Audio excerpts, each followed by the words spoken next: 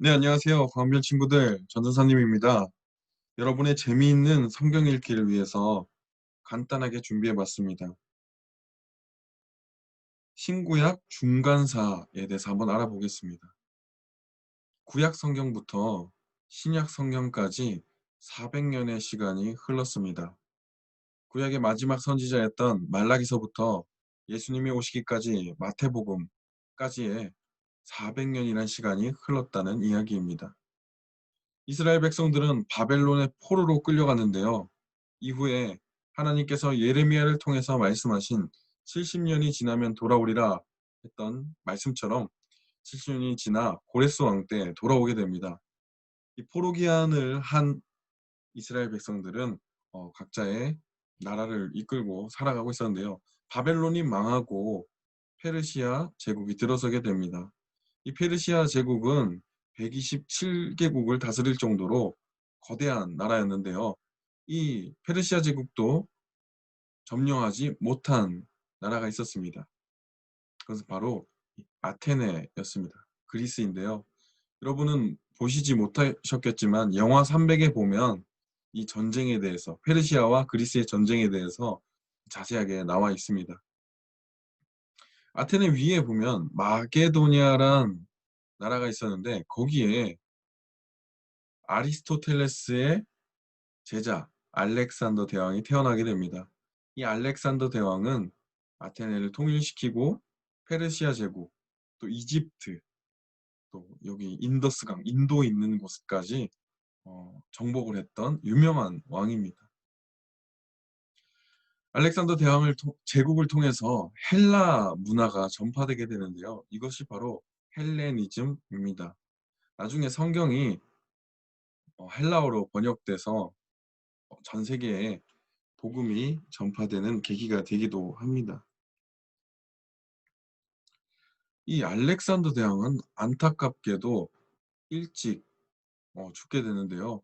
33살의 나이로 원정에서 얻은 병으로 인해서 죽게 되었습니다. 알렉산더 대왕이 죽은 이후에 그의 부하였던 4명의 장군이 이 나라를 나눠 가져서 통치하게 되는데요. 우리가 알아야 될 이 나라는 두 나라입니다. 바로 이집트의 프톨레마이오스와 또 시리아 쪽의 셀레쿠스 왕조입니다. 이 두 왕조는 이 팔레스타인 지역, 그러니까 이스라엘을 점령하기 위해서 둘이 패권 다툼을 하는데요. 누가 이겼을까요? 바로 셀레쿠스 왕조입니다. 셀레쿠스 왕조에서 유명한 왕이 있는데 아주 나쁜 왕입니다. 안티오쿠스 4세라는 왕입니다. 이 왕은 하나님을 믿는 사람을 억압하고 탄압하던 왕이었는데요. 예배를 드리지 못하게 하고 심지어 믿는 사람들을 죽이기까지 했습니다.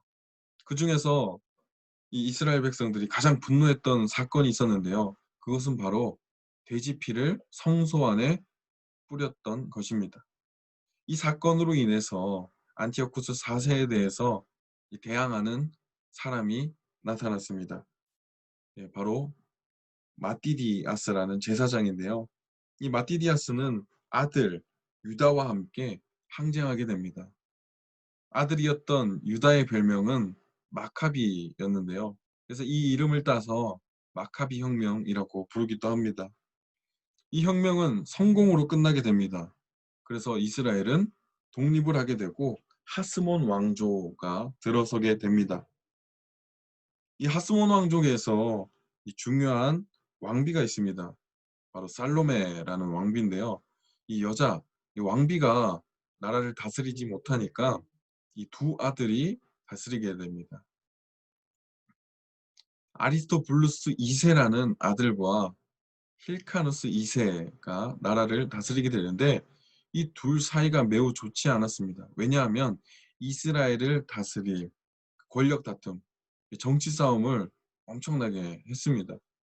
아리스토블루스 2세는 우리가 독립은 했지만 여전히 이 헬라 제국에 우리가 배울 것이 많다 하면서 친헬라적인 정치 성향이 있었습니다. 지금으로 따지면 친일파 정도가 될 수 있겠네요. 힐카누스 2세는 이전에 율법을 지켰던 그 유대 전통을 따르는 그런 사람들이었습니다. 아리스토블루스 2 세를 따르던 이 사람들은 정말로 현실적이고 또 이성적으로 철학을 굉장히 좋아했습니다. 그래서 부활을 믿지 않고 구약의 성경도 모세오경만 믿었습니다. 반대로 이 힐카누스 2 세를 따르는 사람들은 부활도 믿고 또 성경도 전체를 다 믿었던 사람들입니다. 나중에 이 아리스토블루스 2 세를 따르는 사람들을 사두개인이라고 부르게 되고요. 힐카누스 2 세를 따랐던 사람들을 바리새인이라고 부르게 됩니다. 이 둘 권력 다툼에서 누가 이겼을까요? 처음에는 힐카누스 2 세가 이겼는데 나중에 아리스토블루스 2 세가 쫓아내게 됩니다. 그래서 힐카누스 2 세가 이 이두메라는 지역의 왕한테 도움을 요청합니다. 그 왕 이름이 안티파터입니다. 도움을 요청하던 중에 이 안티파터 왕이 살해당하게 됩니다. 그래서 이 이두메라는 나라에서 누가 죽였는지 알아보던 중에 어 힐카누스 2세 같기도 하고 아리스토블루스 2세 같기도 하다라는 결론이 내렸습니다. 그래서 안티파터의 아들이 열이 받아서 유다로 쳐들어가게 됩니다. 그리고 유다를 이 이스라엘을 점령하게 되는데요. 이게 바로 헤롯 왕입니다. 헤롯 왕이 이스라엘을 점령했는데 사람들이 헤롯의 말을 듣지 않았어요. 왜냐하면 이 이두메 사람이었기 때문이에요. 이두메는요 옛날 말로 에돔 나라였습니다. 이 이스라엘 백성들은 에돔 나라를 엄청나게 싫어했는데요. 그 이유가 뭐냐면 우리 친구들 지난주에 설교를 잘 들은 학생이라면 이해를 하실 건데 이사야 34장, 35장은 이 에돔에 대한 얘기를 하고 있습니다. "에돔 너네 망할 거다." 하면서 말이죠. 왜냐하면 바벨론이 쳐들어왔을 때 바벨론을 도왔던 나라가 이두메, 에돔 나라였습니다.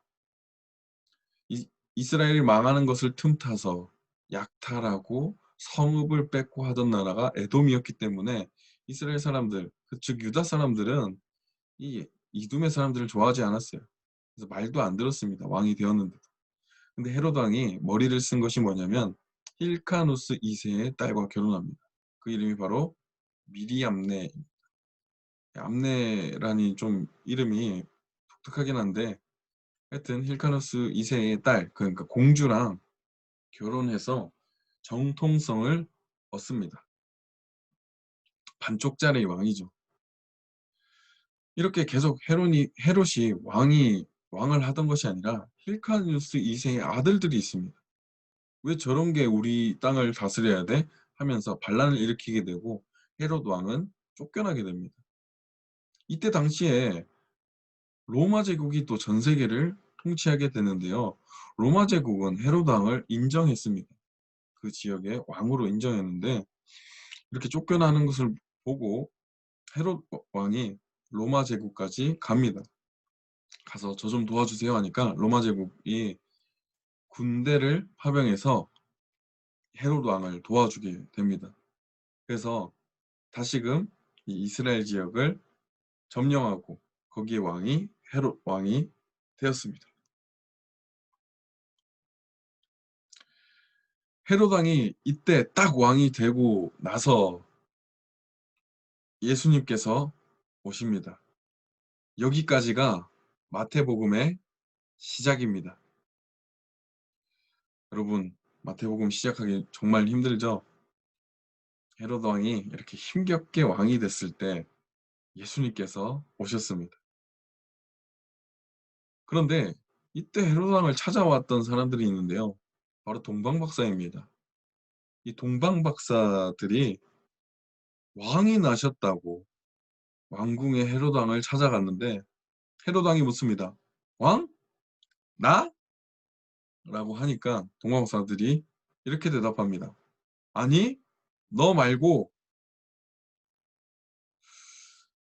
아니 왕이 났다는데 그 왕이 나는 아니라고 합니다.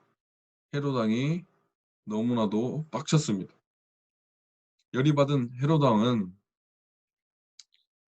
동방박사가 온 날로부터 2 년이 지나는데 2 살, 3살 그때의 아이들을 모두 살해하라는 이 명령을 내리게 됩니다. 예수님은 그전에 이 애국 이집트로 피난을 하게 하시게 되는데요. 그 이후에 헤롯 왕이 죽을 때까지 여기서 사십니다. 이후에 헤롯 왕이 죽고 나서는 세 아들이 이스라엘을 다스렸는데 바로 빌립, 안 헤롯 안티파스, 아켈라오입니다.